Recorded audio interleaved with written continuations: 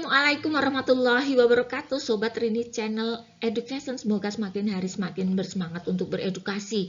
Ujian di rumah lebih mudah, benarkah?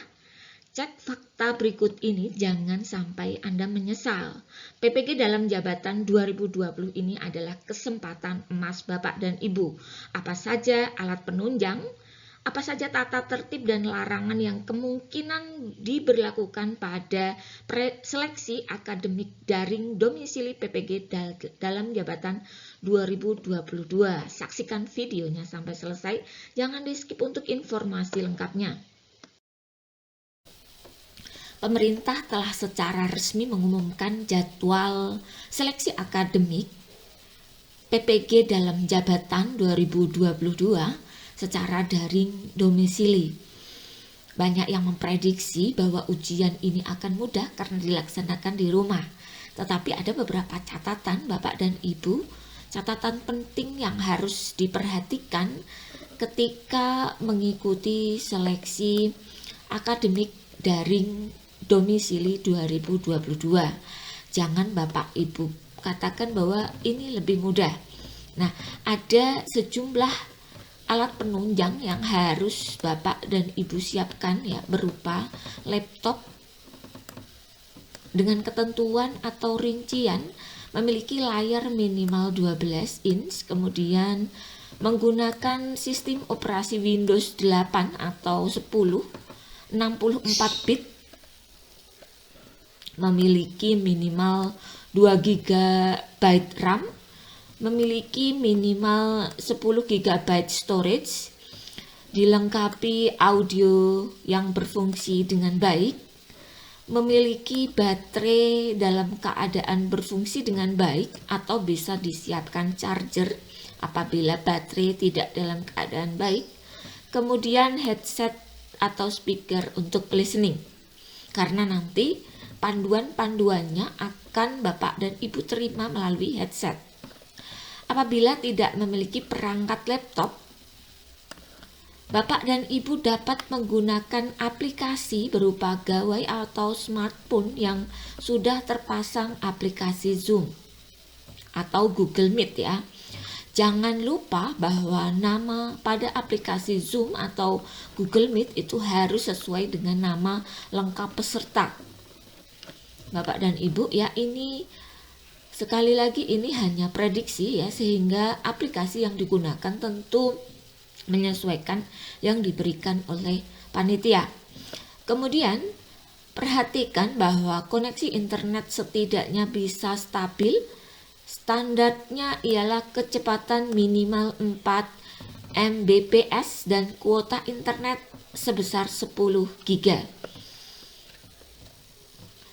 Sebelum pelaksanaan ujian akan diadakan sosialisasi ya, terlebih dahulu, sehingga Bapak dan Ibu pastikan informasi yang paling resmi adalah yang diberikan oleh panitia. Ini hanya prediksi yang harus Bapak Ibu siapkan ya, sebagai gambaran nanti ujian yang sebenarnya. Kemudian Bapak Ibu harus catat ya, tata tertib seleksi akademik CBT yang biasanya diberlakukan.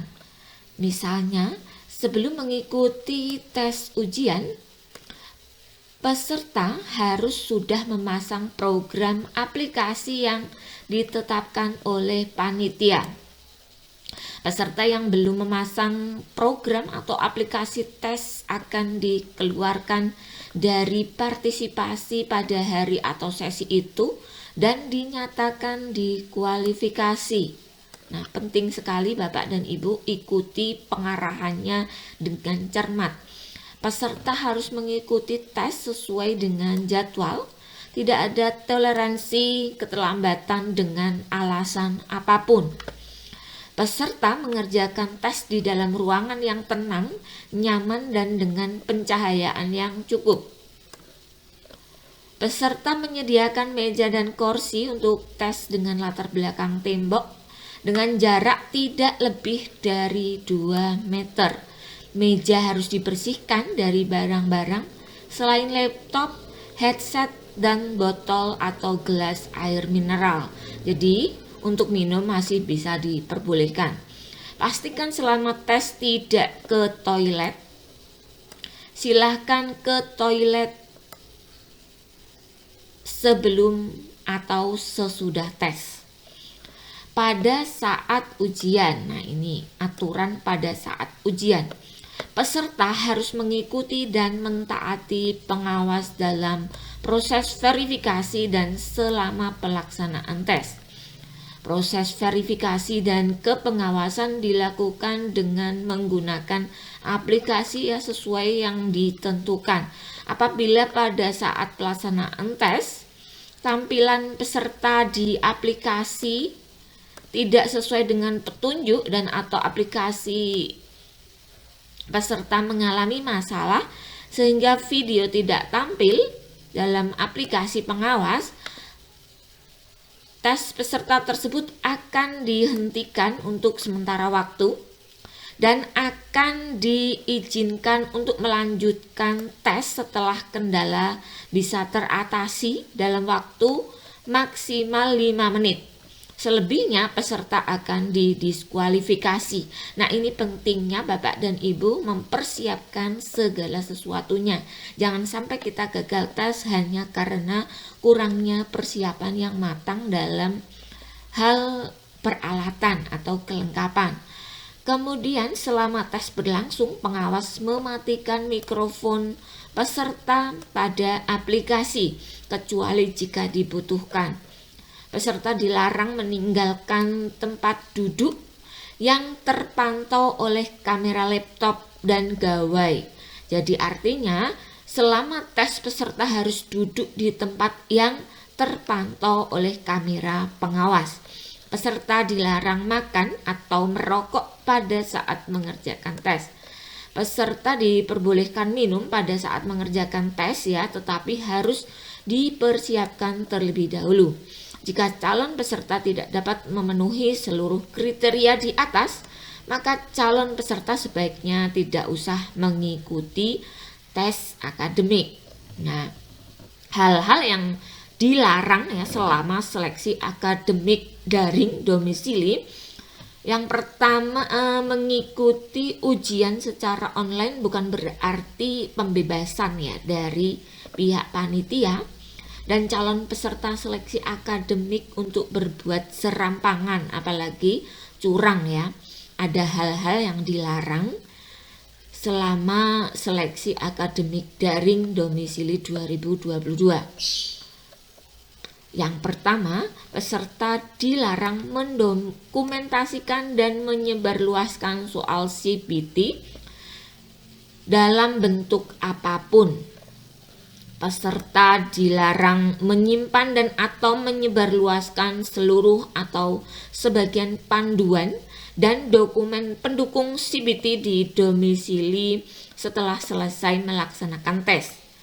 Peserta dilarang mengoperasikan gawai pada saat mengerjakan tes, serta melakukan kegiatan lain yang tidak berhubungan dengan pelaksanaan CBT. Kemudian sebagai tambahan, berikut ini posisi-posisi yang dilarang ya selama keberlangsungan tes. Yang pertama adalah menghadap laptop namun gelap sehingga wajah tidak terlihat. Ya, wajah dari peserta itu tidak terlihat.